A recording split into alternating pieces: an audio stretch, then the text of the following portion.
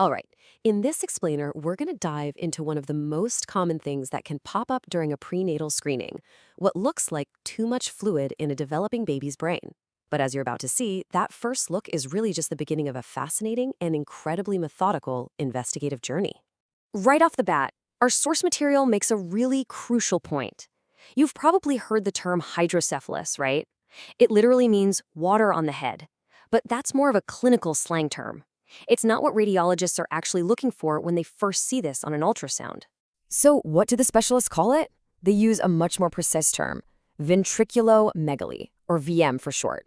See, this isn't just a vague observation. It's all about a specific measurement.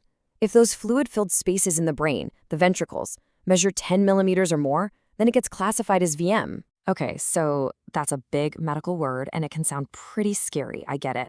But it's really important to put this into context. Ventriculomegaly is actually one of the more common findings on a prenatal ultrasound, affecting about 2 in every 1,000 live births. So what's the first thing a sonographer might notice? Well, often it's something with a really descriptive name, the dangling chorioid plexus sign. Normally, this part of the brain that makes spinal fluid is nice and snug against the ventricle wall. But when there's too much fluid, it starts to pull away by more than 3 millimeters, and it looks like it's just dangling in that extra space. So you've got this measurement, but that's not the diagnosis, not by a long shot. This is the beginning of the story, not the end. Think of it more like the first clue in a detective novel that kicks off a full-blown medical investigation. The real job is to figure out why the ventricles are enlarged. So, if it's an investigation, how does it actually work? Well, radiologists don't just start guessing. They follow a very logical 3-part anatomic map to systematically hunt for the root cause of the VM. And here's their map. It's a brilliantly methodical process.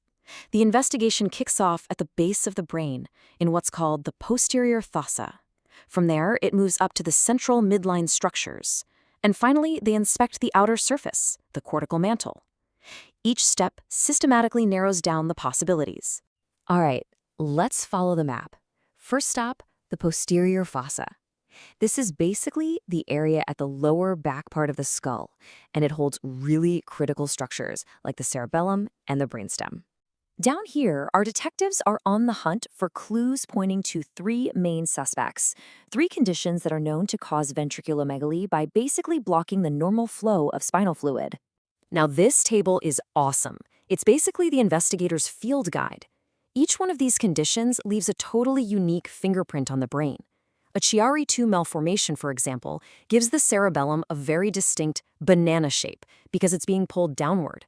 And that looks completely different from the big fluid-filled spaces you'd see with a Dandy Walker malformation. And get this, sometimes the clues aren't even in the brain.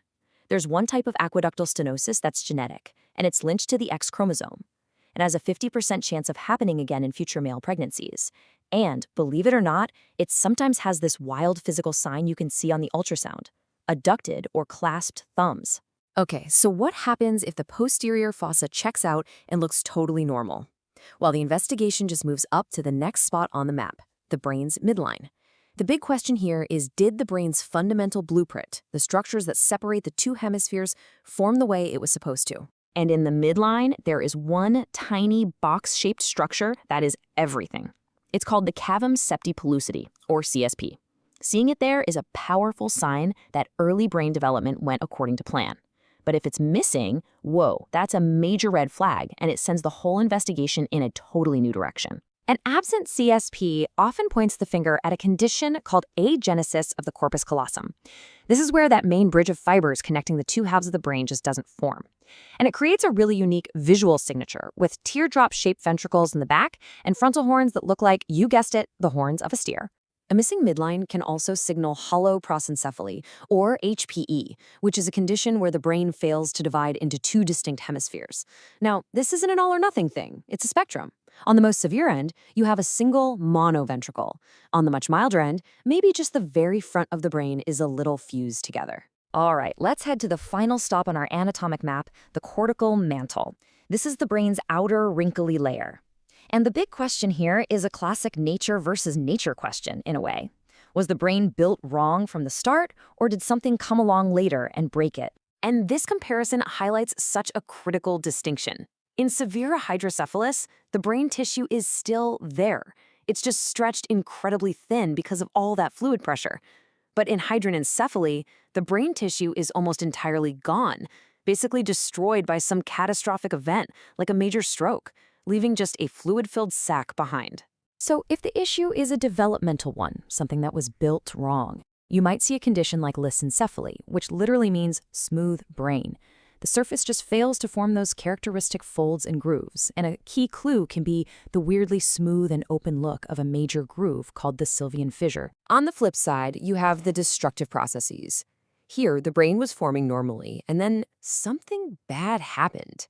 This could be a nasty congenital infection or an ischemic injury, which is basically a stroke where part of the brain doesn't get enough blood, causing the tissue to break down. So after following this entire investigative map, from the posterior fossa to the midline to the cortex, we get to the most important question of all. Why does finding this specific underlying cause matter so much? Why do all this detective work? Well, for starters, it provides critical and often reassuring context, because when you do this whole thorough investigation and find absolutely nothing else wrong, it's called isolated mild ventriculomegaly. And in those cases, the outlook is overwhelmingly positive. We're talking more than 90% of those kids have totally normal neurologic outcomes. But when an underlying cause is found, getting that specific diagnosis changes everything. It dictates the prognosis, which can range from completely normal to, unfortunately, lethal. It helps guide whether something like in utero surgery is even an option. It establishes the genetic risk for future pregnancies. And maybe most importantly, it empowers parents and their medical team with accurate information so they can make the best possible decisions. You know, when you step back, it's pretty incredible. We started with just a simple measurement, a few millimeters on an ultrasound screen. But that single clue kicks off a systematic investigation, an anatomic detective story that, when it's solved, provides a vital roadmap for a family and their child's future.